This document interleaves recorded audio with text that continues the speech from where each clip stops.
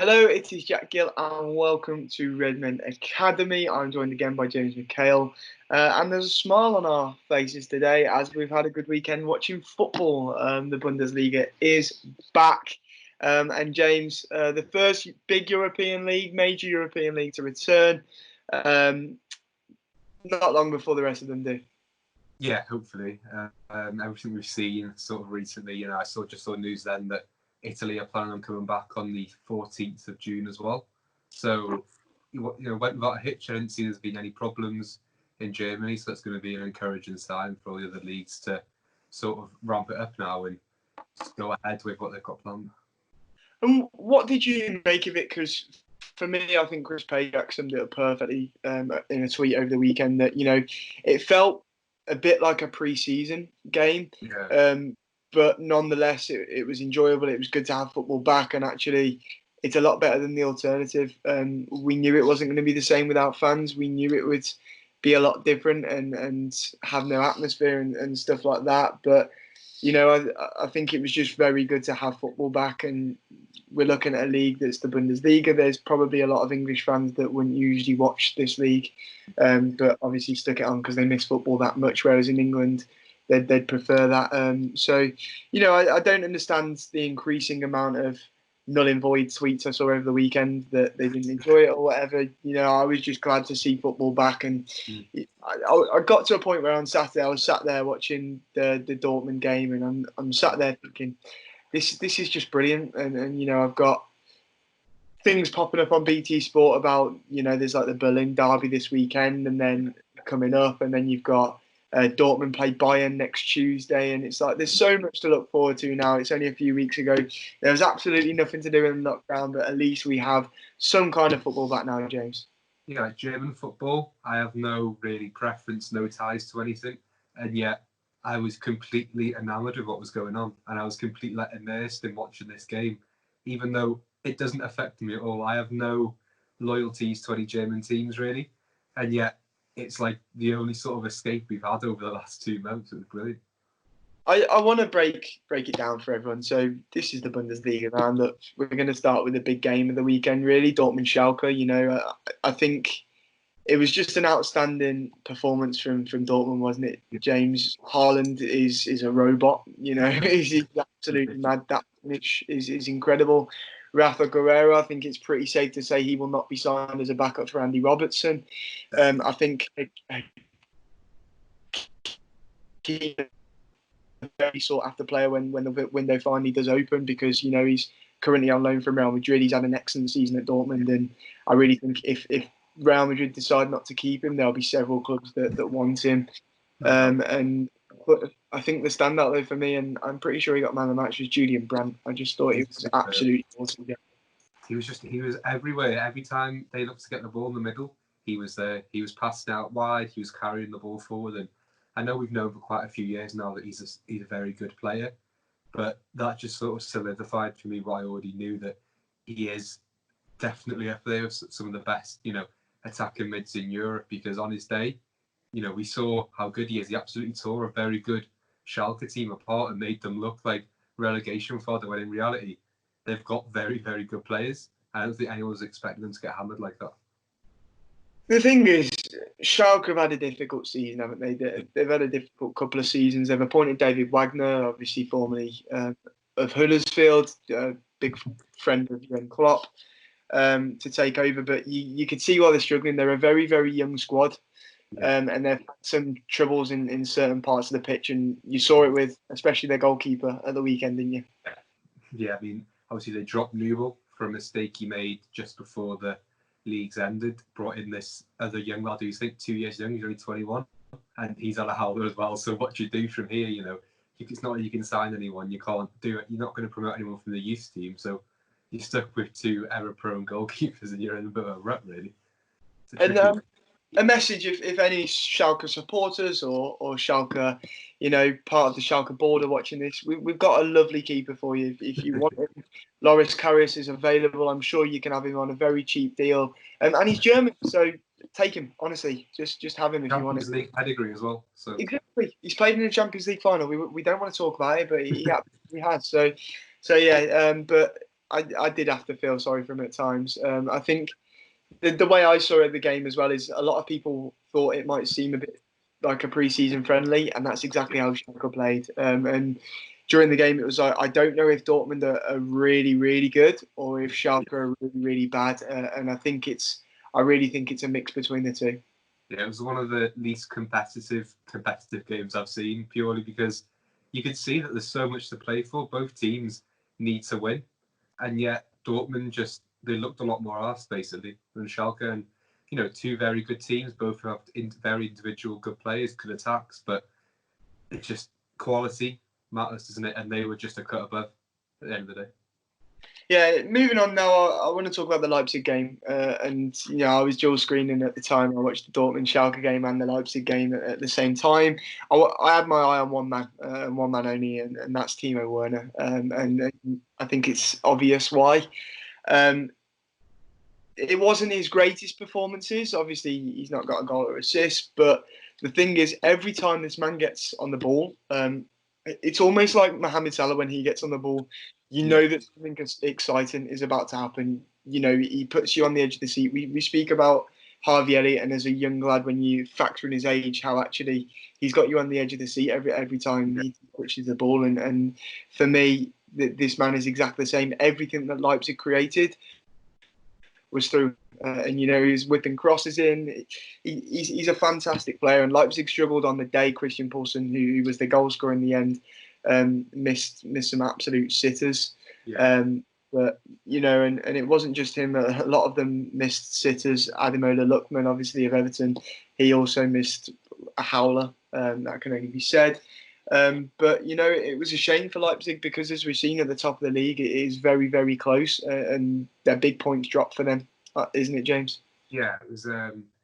They should have won it. Basically, there's no way of sugarcoating it. They should have beat Freiburg. Freiburg aren't a bad side at all, but Leipzig want to see themselves as the second best team. Moving on to be the best team in Germany, and you need to be winning these kind of games. And you can't fault Werner for that. Obviously, he had 5 key passes, 2 shots on target. He was doing his job. It's just he was let down by those around him, really. And another day, they probably would have won 4-0. But it's just the way it is, really, when you're coming off quite a lengthy spell not playing, is it? They're definitely Leipzig's key man, and I think it was clear to see that they're losing him for a bit of a bargain, really, if with the money obviously being suggested. And I think the difficult thing is how they're going to replace him, because he's certainly their star man, and it's going to be a big loss for them when he leaves. But, I mean, we say they should have won, but actually maybe they should have lost the game, James. Obviously, we saw that late goal that Freiburg scored, ruled out VAR. Was he offside? I mean, I haven't missed seeing those decisions go against us. I tell you what, James, I have missed talking about this. Honestly, I've never thought I'd say I miss VAR and dodgy refereeing, and yet here I am now, absolutely loving it. Mad, it's a mad world. It's one of them. I think, and this is another thing I want to talk about, VAR over the weekend. There's probably a lot of people doing these roundup videos on the Bundesliga, missing football. But one thing that people may not spoke about is actually VAR and how that worked this weekend. The commentators were constantly saying, actually, you think with less supporters in the ground, it'd be easier to communicate for the referees and in the VAR boxes, but they seem to have very long times, still very long stoppages, and I've seen a couple of bits in the Premier League that if football does come back, it may come back without VAR, which would be interesting. I think when a lot of clubs and club officials have banged on about integrity of competitions and stuff, then it would be wrong. But surely it's the perfect time to perfect it without the fans being, without the pressure. I'd agree. Then obviously, come September, they'll have a better idea of how they want to communicate. It's just they're not making it easy for themselves at all, are they?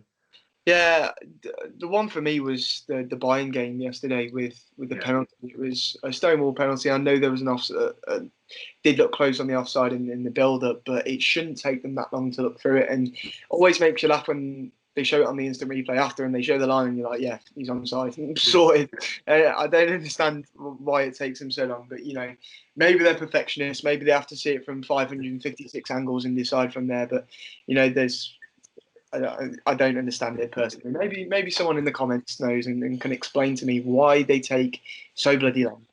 But yeah, I missed this out in the Dortmund game. One thing I was gutted about, James, is I saw young Gio Reyna starting, and a Yeah, lot of people I think probably looked at that game, looked at the starting lineups, and went, "Oh no, Sancho." But I saw the starting lineup and was buzzing to see Gio Reyna in there. I put a tweet out saying, "Look, keep your eye on this lad. He's going to be fantastic." People may have seen him come on against PSG in the Champions League and be outstanding there. He's a young American lad who I think is going to be a fantastic player. And over the next few weeks before English football comes back, he's definitely a man I've got my eye on. I hope the knock that he picked up in the warm up isn't too serious. yeah, it would have been, as you know, looking at the final result, it probably would have been the perfect game for him. I thought it might have been, a bit too much too soon, but he's got that much talent, and obviously you can see some of the goals he scored on the way he plays. He suits that Dortmund team absolutely down to a T, and I was gutted to not see him play because, I think people deserve to see the quality he's got and why there's so much hype around him. But he's going to get his opportunity in the next 2 weeks, hopefully, and I think people then will click. He's a very, very special kid. Yeah, absolutely, and that's the thing for me. I think a lot of people talk about Jadon Sancho and how will Dortmund cope without him? Where's he going? And I think Reina is one of the reasons actually they might be willing to let him go in, not necessarily this window, but maybe the next summer because this lad does look very good and would be a very good replacement. I think obviously he's very young, but so was Sancho when they first took a gamble on him, and look how that paid off. Um, but yeah, I want to move on now to Taiwo Awoniyi, a man that we spoke about a lot this season, and the same thing has been echoed by both of us all season. And that's he's not really done much. He's not really got game time. But I tell you what, he was an absolute game changer yesterday. Came off the bench, completely changed the game. Got his first Bundesliga goal. This was the best I've seen Taiwo Awoniyi, James. He was playing like pro. Like you wouldn't have thought that he'd played about 130 odd minutes in the last 6-7 months. He came on. He knew what his job was. He was running direct. He was pulling players out of position. He was drifting outside. He was drifting inside. He was playing like how you'd see on a seasoned pro play. And for someone who's not really had any time on the grass, he was brilliant. And he was he instigated that comeback to draw because just the way he played, I think he lifted everyone around him because they didn't play badly, his Mainz team, but I think he dragged them up massively. The perfect time for Taiwo Awoniyi to impress as well. Obviously in the watchful eye of the whole world. Everyone was watching. I've seen Chris Williams tweet earlier that it was record Bundesliga viewing figures in the rest of the world and in Germany. So literally the perfect time for him to impress. And maybe this will lead to more game time. And I think that's the positive. A lot of people weren't too happy with the new rule that you allowed 5 substitutes, but actually it gives more game time for players like Awoniyi, and these players will thrive with extra game time. It did make me a lot more excited for the start of the resumption of the English football season as well, James, this weekend. Bayern, they're just phenomenal, aren't they, James? Yeah, I mean, even when they're not looking completely at their best, they still get results. They still blow teams away. And to be fair, Union Berlin did play quite well. They put up quite a good fight. People were expecting them to, sort of be 3-0 down at half time. But in all fairness to them, they did carry on battling. But you can only do so much against that Bayern team, can't you? They're absolutely, clinical as, and they just brush you aside, let you nothing. Yeah, and Lewandowski bagged another goal as obviously he's hoping to break Gerd Muller's goal scoring record in the Bundesliga. He's phenomenal, the best number 9 in the world. Personally, I think right now, and I think it's interesting because I've watched his TikToks all the way through this and been embarrassed by them. But he's got back on the pitch and scored a goal straight away. And yeah, I think another player that needs talking. And I'll ask you for your standout youth player over the weekend, James. But for me, I tried to pick someone outside the box, but I couldn't not pick Alphonso Davies. The kid is insane. The pace on him is unbelievable, and I think at times this season we've been lucky enough to watch him against English clubs, obviously twice, and boss the game in both times he's done it. And I think as well as that, he's just been outstanding in the Bundesliga as well, and the massive reason Bayern have turned it around this season after starting a bit a bit worse for wear. Yeah, I mean, I went with Marcus Thuram, son of obviously French legend Lillian. He got a goal on the weekend. He's been amazing. He's 6'4", absolutely rapid. Plays on the wing, plays down the middle. Obviously at Mönchengladbach now. I think he's going to be a really big player in the next few years. I can see him going, maybe to PSG, maybe even get picked up by Bayern. I think if he's going to announce himself properly, this is a perfect time on the world stage. He's obviously scored, I think, 10 goals already this season. He's got everyone watching him now. He's going to force his way into the plans of a lot of teams. And the thing is, James, a lot of people know Leverkusen, they know Havertz, they know big players, they know obviously Leipzig and Timo Werner and players like that. Dortmund, Bayern, the class players they have. Not too many people are familiar with Mönchengladbach, but they have a wicked front line with Thuram and Plie. And we saw at the weekend they played very well against a good Frankfurt side. And they started the season really well. They raced to the top of the league when Bayern weren't doing too bad, as I referred to before. But just before this obviously break, they had quite a few draws, and I believe that's why they dropped down to fourth. But they showed at the weekend they're a team to not rule out of that title race, didn't they? Yeah, they're definitely one of those teams that you want to follow over the next month or two and keep an eye on, because they do play very attractive football, and they tend to go under the radar for some reason because they haven't got these already established names. But I think by the summer, by next season, people are going to know who they are a lot more, because there's going to be that much attention being shown on German football. Because even when the Prem comes back, people aren't going to switch off the Bundesliga. I think people will carry on watching it purely because we've gone so long without anything. We're just going to consume as much football content as possible. That's the thing, and there's not much else to do, is there? So let's go. And I'm absolutely buzzing for when the weather's banging outside. You've got English football on Friday, Saturday, Sunday. Then you've got it on Tuesday, Wednesday as well. And you've got European football when English football's not on. It's going to be absolutely incredible. So that's what we're looking forward to right now. The one main game we haven't really spoke about is probably the biggest shock of the weekend. In my opinion, anyway, and that is obviously Hoffenheim and Hertha Berlin.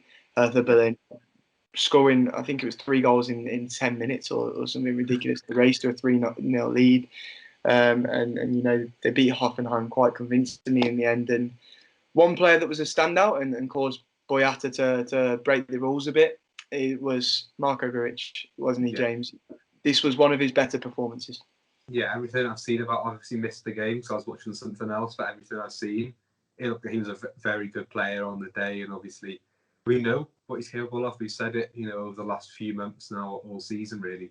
He's a very good player in there. It's just a matter of him performing consistently. So now, after he's had a break, hopefully he can end the season strong, and then who knows what's going to happen in the summer really, because he's got plenty of doors open to him. There's going to be no shortage of teams looking to take him on. So his future in his hands, really, isn't it? Absolutely. And just to wrap up, obviously, we'll do some more Bundesligas later on in the week. We might do a prediction show, predict what next week's scores will be and have a look into some youth players for you. And obviously some youth players that did well last weekend. We'll go in more detail and have a look at them. But I want to talk about Chirivella, James. Obviously, we've had some more rumours over the weekend. We spoke about him last week in last week's video. But we just spoke about Grujic, so let's talk about Chirivella in the same breath. So obviously, just to pick up, we explained that there were rumours of him linking him to Nons about to sign a deal. Nons, however you like to pronounce it. But yeah, and then yesterday it was rumoured that he was going to sign a new 5-year deal at the club, or at least had been offered it. But today the Echo are reporting that actually he's turned that deal down and he's going to move on to pastures greener.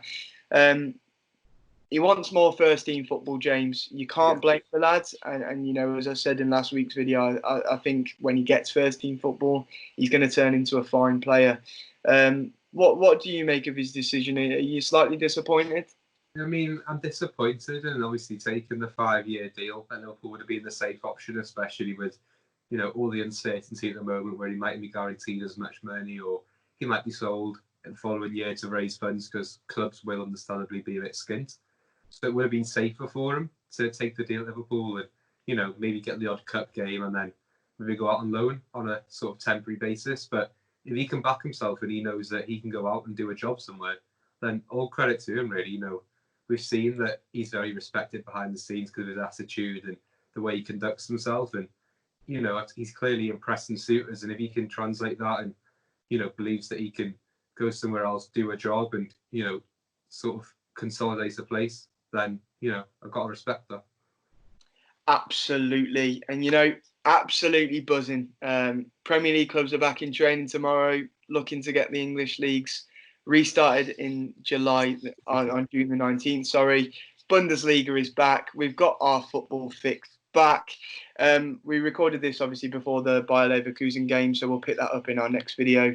But James, thanks for joining me again. And we have football to talk about again. So you're not going to get videos for the sake of it. You're going to get actual videos, Real content. real content. And let us know in the comments if there was a player that you saw this weekend that you want to know more about. We're here for you. Okay, cheers again, James. Hurrah.